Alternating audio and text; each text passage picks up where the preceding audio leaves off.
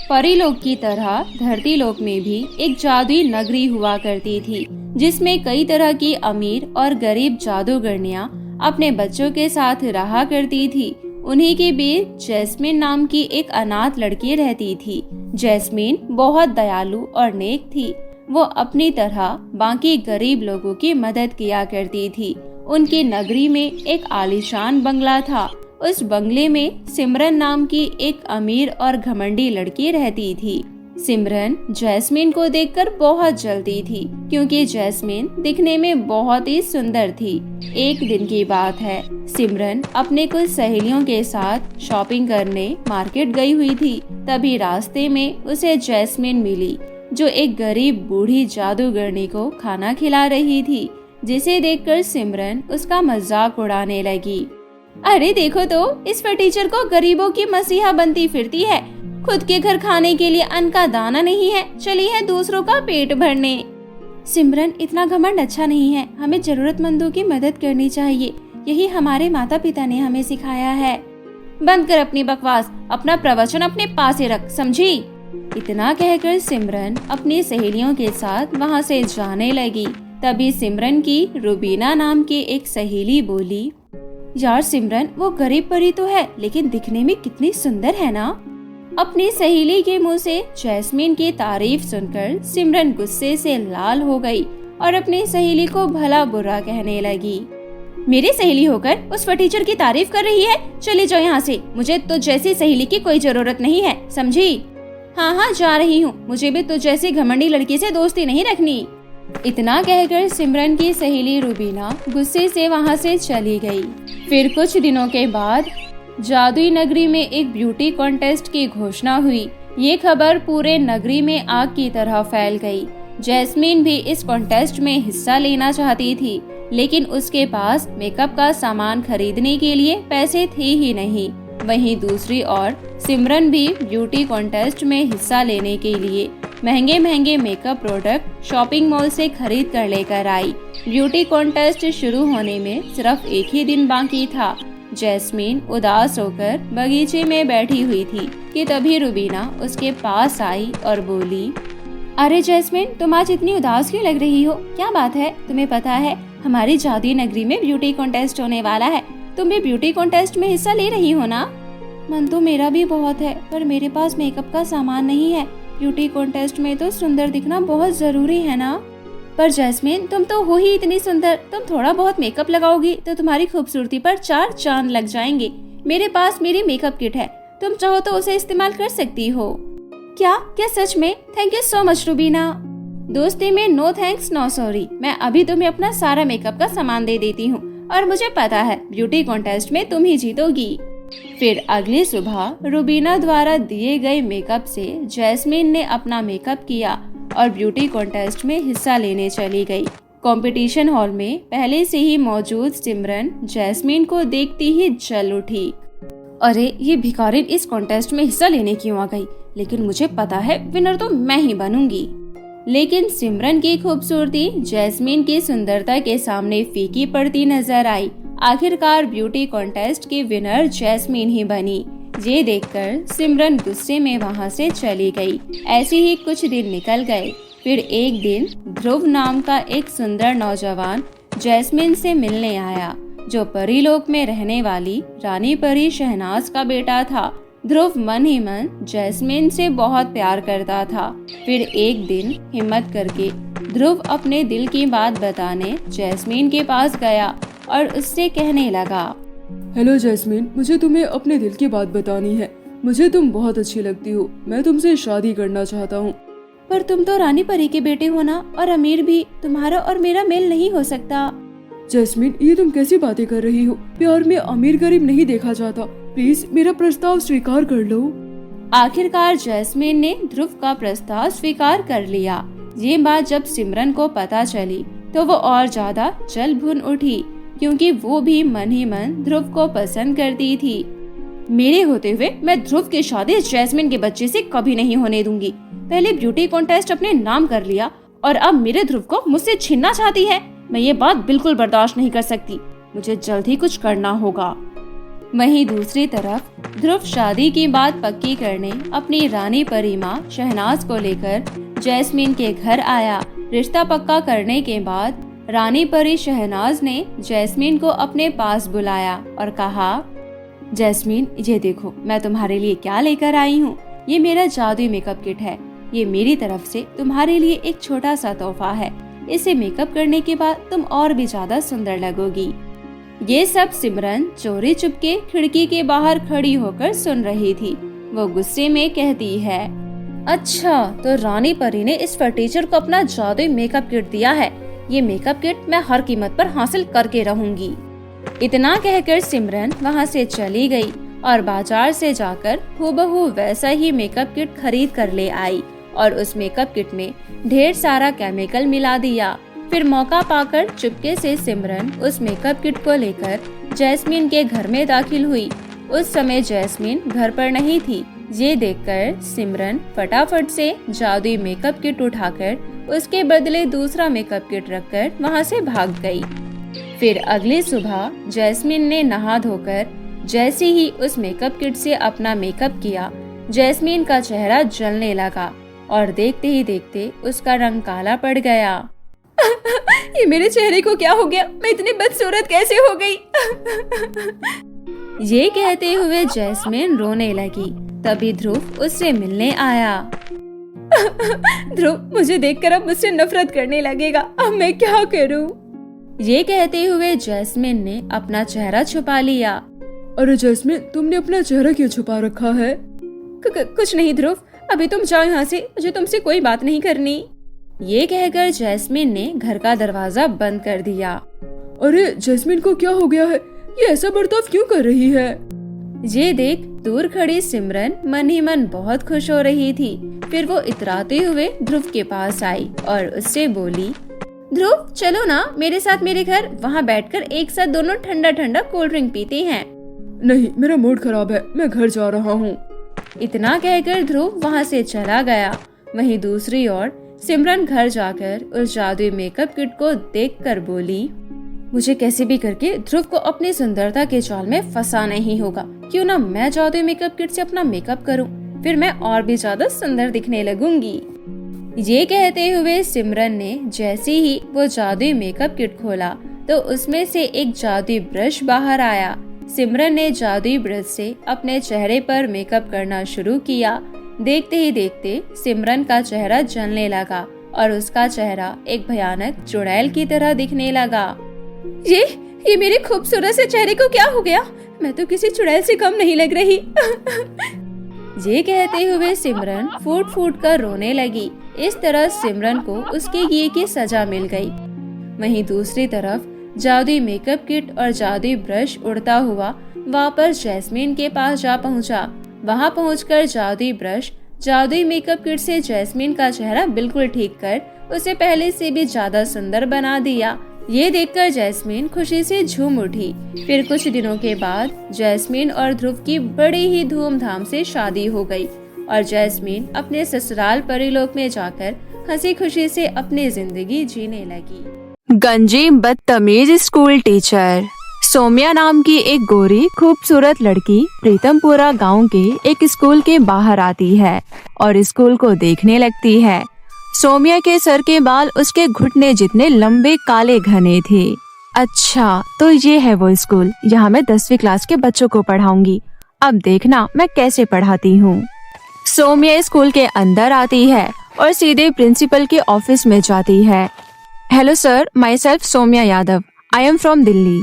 Welcome Somya Yadav, आज से आप स्कूल की नई टीचर हो। चलिए मैं आपको आपकी 10वीं क्लास और उसके क्लास के स्टूडेंट से इंट्रोड्यूस करवाता हूँ।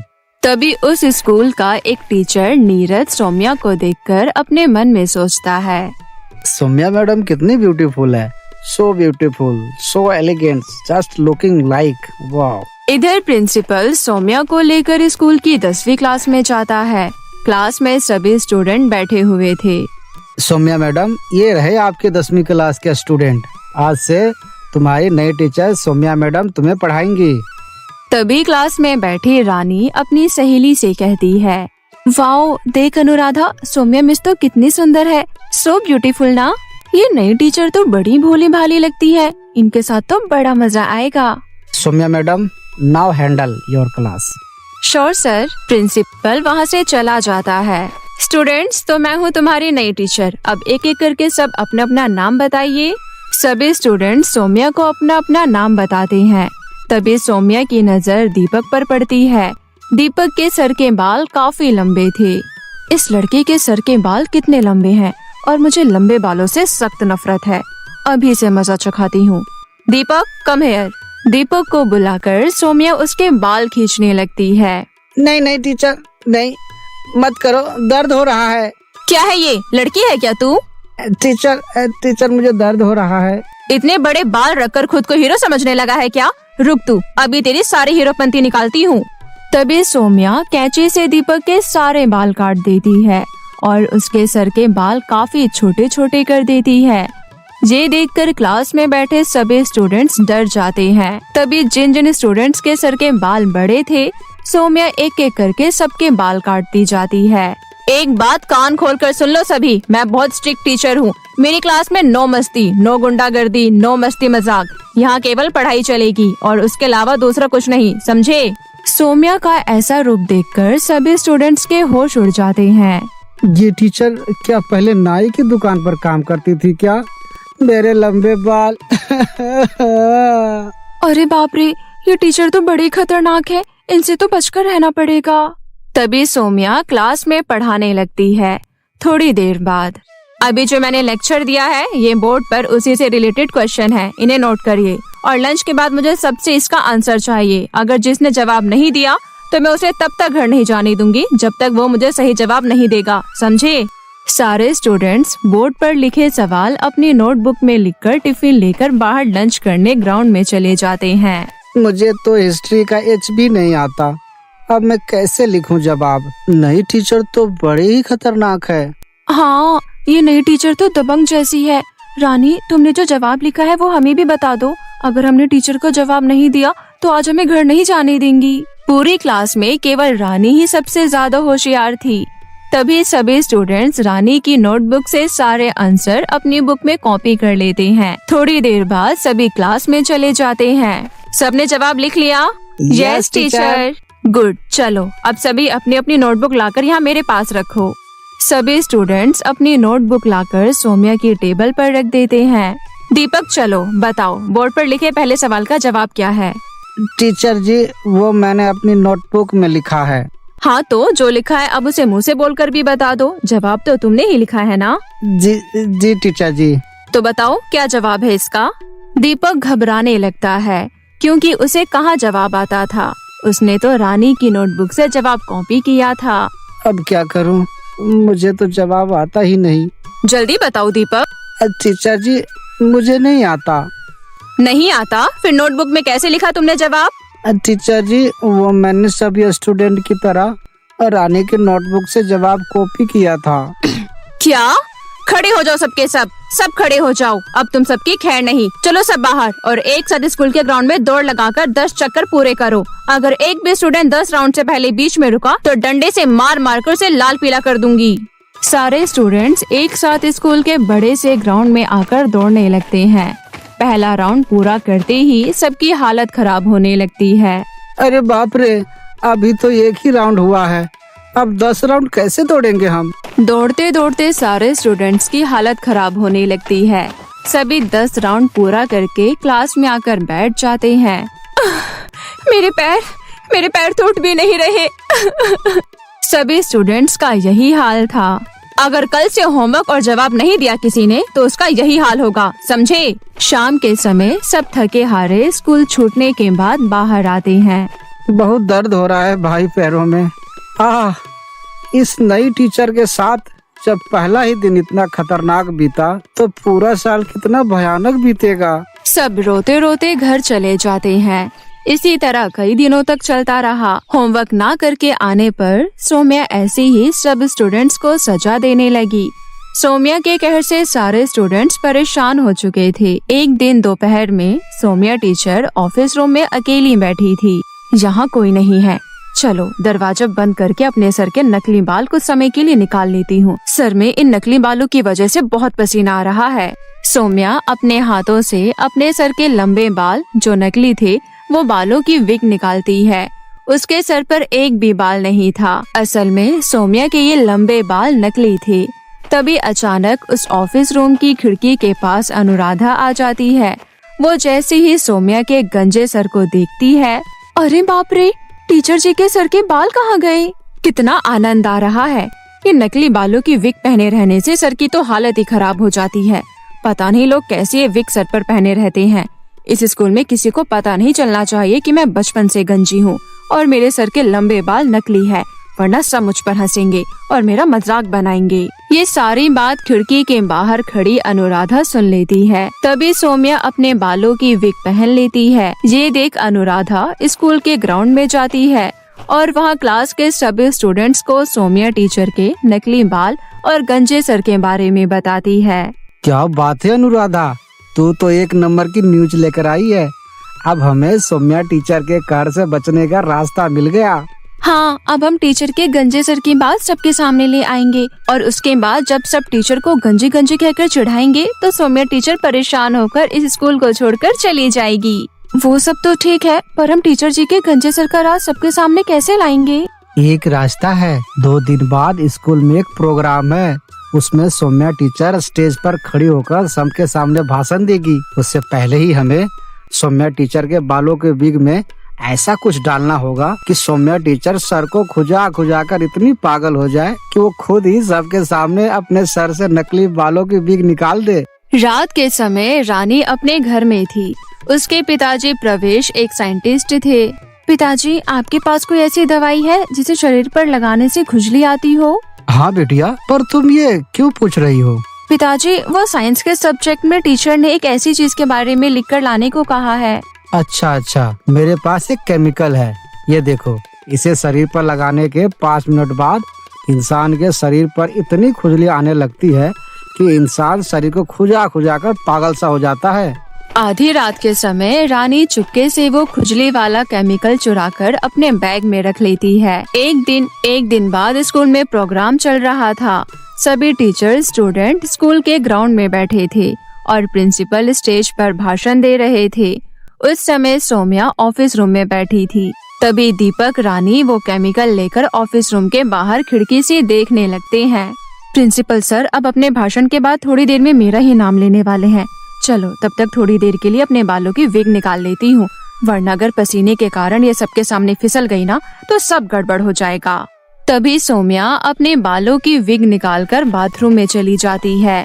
ये देखकर दीपक और रानी चुपके से खिड़की से कूदकर ऑफिस रूम में आते हैं और सौम्या के बालों की विग में वो खुजली वाला केमिकल डालकर वहाँ से भाग जाते हैं। थोड़े समय बाद सौम्या बालों की विग पहने बाहर सबके सामने स्टेज पर आ जाती है और सबके सामने माइक पर भाषण देने लगती है। थोड़े समय बाद अचानक सौम्या को केमिकल की वजह से सर में खुजली होने लगती है और वो बार बार अपने हाथों से सर को खुजाने लगती है। ये क्या हो रहा है? मेरे सर में अचानक खुजली क्यों हो रही है? फिर क्या था, सौम्या बेतहाशा अपने सर को पागलों की तरह खुजाने लगती है और खुजा खुजा कर आखिरकार सौम्या के हाथ से उसके बालों की विग उसके सर से निकल ही जाती है और सौम्या का गंजा सर सबके सामने आ जाता है। ये देखकर सब जोर जोर से सौम्या पर हंसने लगते हैं। अरे ये क्या हो गया जानवी मैडम, टकली है? हमारी टीचर गंजी है। सब जोर जोर से सौम्या के गंजे सर को देखकर हंसने लगते हैं। ये देखकर सौम्या शर्मिंदा हो जाती है और सीधे स्कूल से चली जाती है। उसके बाद सौम्या दोबारा फिर कभी स्कूल नहीं आई और आखिर में सभी स्टूडेंट्स को सौम्या के कहर से छुटकारा मिल गया। और कुछ ही महीनों बाद उस स्कूल में एक नया टीचर अरुण आता है जो बहुत अच्छा था। वो सबको बड़े अच्छे से पढ़ाने लगता है। बिना आँखों वाली चुड़ैल। एक बार की बात है, एक गांव में नैना नाम की एक लड़की रहा करती थी। वो जन्म से ही अंधी थी, इसीलिए वो ना तो खेल पाती थी और ना ही उसकी कोई दोस्त थी। इस कारण वो बहुत दुखी रहती थी। एक दिन, माँ, मेरी आंखें क्या कभी ठीक नहीं होगी? माँ, क्या आप दोनों को मैं कभी नहीं देख पाऊंगी? इस दुनिया को भी कभी नहीं देख पाऊंगी। नहीं बेटी, ऐसा मत बोल। तेरे पिता ने शहर में बड़े डॉक्टर को दिखाया है ना। बस एक बार तेरे लिए आंखें मिल जाएं, तब तू भी दुनिया देखेगी बेटी। तेरे पिता तो आज भी डॉक्टर से मिलने शहर ही गए हैं। तभी नैना के पिता सुंदरलाल घर लौटते हैं। अरे नैना की माँ, कहाँ हो? अरे नैना बेटी, तुम कहाँ हो? आज मैं बहुत खुश हूँ। मन करता है पूरी दुनिया सिर पे उठा लूं। अरे अरे, ऐसा भी क्या हुआ कि तुम इतना खुश हुए जा रहे हो? क्या हुआ? भगवान ने हमारी सुन ली नैना की माँ। हमें कल ही शहर जाना होगा। डॉक्टर ने आंखें ढूंढ ली है। अब नैना भी दुनिया देख पाएगी। क्या सच में पिताजी? मैं आपको और इस दुनिया को देख पाऊंगी? मुझे तो यकीन ही नहीं हो रहा है। अगले दिन सुबह तीनों शहर चले जाते हैं और नैना का ऑपरेशन भी हो जाता है। नैना बेटी, तुम्हारी आंखों का ऑपरेशन सफल हो गया है। बस कुछ ही मिनटों में तुम्हारी आंखों की पट्टी खुल जाएगी। तब तुम भी दुनिया देख पाओगी। अच्छा बेटी, तुम सबसे पहले किसे देखना चाहोगी? मैं सबसे पहले अपने पिताजी को देखना चाहूंगी डॉक्टर साहब। उसके बाद डॉक्टर नैना की पट्टी खोल देता है। फिर नैना धीरे धीरे अपनी आंखें खोलती है। आंखें खोलते ही उसे अपने सामने एक चुड़ैल खड़ी दिखाई देती है। उसे देखकर नैना डर जाती है और चीख पड़ती है और अपनी आंखें बंद कर लेती है। तभी चुड़ैल भी गायब हो जाती है। हे भगवान, इतना डरावना चेहरा, कौन है ये? तभी वहाँ नैना का पिता आ जाता है और कहता है, मैं तो तेरा पिता हूँ बेटी। तूने किसको देखा? कुछ नहीं पिताजी, शायद मेरी कोई गलतफहमी थी। अस्पताल से घर आने के बाद नैना को अक्सर वो चुड़ैल दिखाई देने लगी। इस वजह से वो बहुत डरी हुई सी रहती थी। पर नैना ने किसी को भी कुछ नहीं बताया। लेकिन नैना की हालत देखकर उसके माता पिता बहुत चिंतित हो गए। इसलिए उन्होंने एक तांत्रिक को बुलाया। मेरे होते हुए कोई भूत प्रेत यहाँ नहीं आ सकता। सारे भूत प्रेत मुझसे डरकर दूर भागते हैं और कोई कोई तो मेरे सामने राम की भीख मांगता है। बाबा, आप अपनी बड़ाई करना बंद कीजिए और हमारी परेशानी का हल निकालिए। जल्दी से ध्यान लगाइए और बताइए मेरी बेटी इतनी डरी हुई क्यों रहती है। हाँ हाँ जरूर, क्यों नहीं। फिर तांत्रिक ध्यान लगाकर देखने की कोशिश करता है कि कारण क्या है। लेकिन कुछ समय ध्यान लगाने के बाद तांत्रिक खुद भी डर जाता है। अरे, मुझे तो तुम्हारी बेटी के ऊपर कोई चुड़ैल का साया लग रहा है। ये चुड़ैल तो बहुत ही खतरनाक है। मैं तो कुछ भी नहीं कर पाऊंगा इसका। अगर मैं कुछ देर यहाँ और रहा तो ये मुझे भी मार डालेगी। ये कहकर तांत्रिक तुरंत ही वहाँ से भाग जाता है। उसी रात नैना अपने कमरे में सो रही थी। तब वो चुड़ैल वहाँ आती है और नैना को बुलाने लगती है। उसकी आवाज सुनकर नैना नींद से जाग जाती है और चुड़ैल को सामने देखकर घबरा जाती है। कौन हो तुम? तुम अस्पताल से मेरा पीछा क्यों कर रही हो? तुम मुझसे आखिर चाहती क्या हो? मैं हर जगह जाऊंगी। तू मुझे मेरी आंखें वापस कर दे। तुम्हारी आंखें? पर ये आंख तो मुझे डॉक्टर साहब ने लगाया है। ये मेरी ही आंखें थी, लेकिन अब तो मैं खुद ही जिंदा नहीं हूँ। तुम मेरी मदद करो। मैं तुम्हारी क्या मदद कर सकती हूँ?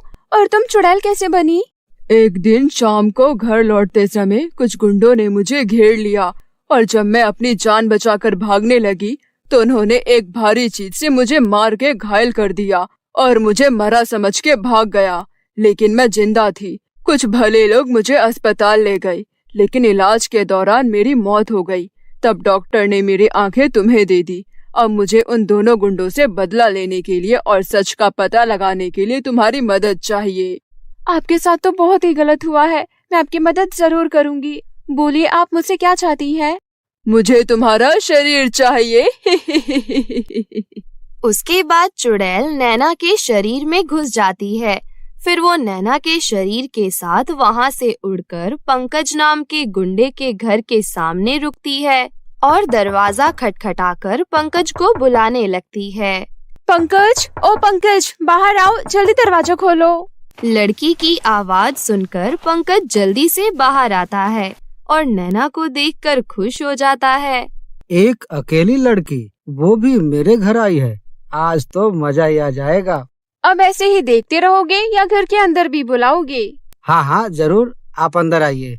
घर के अंदर आते ही चुड़ैल नैना के शरीर से बाहर आ जाती है। ये देखकर पंकज डर जाता है। शिवानी, तुम जिंदा कैसे हो गई? सही पहचाना, मैं शिवानी ही हूँ। अब जल्दी से बता, तूने और तेरे दोस्त ने मिलकर मुझे क्यों मार डाला? तू तो मुझे ठीक से जानता भी नहीं था। ये तो तुम्हें जग्गू ही बता सकता है, क्योंकि मैं वही करता हूँ जो मुझे जग्गू कहता है। ये सुनते ही चुड़ैल को गुस्सा आ जाता है और वो वापस नैना के शरीर में चली जाती है और गला दबाकर पंकज को मार डालती है। एक तो गया, अब दूसरे की बारी है। उसके बाद चुड़ैल जग्गू के घर जाती है। जग्गू उस रात घर के बाहर आंगन में ही सो रहा था। चुड़ैल उसको पैर से उठाकर पटक देती है। जग्गू को तो कुछ समझ ही नहीं आता। फिर वो जमीन से उठकर नैना को सामने देखता है। ये लड़की कौन है तू, और तूने मुझे क्यों उठाकर पटका? तभी चुड़ैल नैना के शरीर से बाहर निकल जाती है, जिसे देखकर जग्गू के होश उड़ जाते हैं। तुझे तो हमने मार डाला था, मुझे माफ कर दे। बकवास बंद कर और बता किसके कहने पर तूने मुझे मारा। सच बोलेगा तो शायद मैं तुझे छोड़ दूं। सच में तो मुझे छोड़ दोगी? इसमें मेरा कोई दोष नहीं है शिवानी।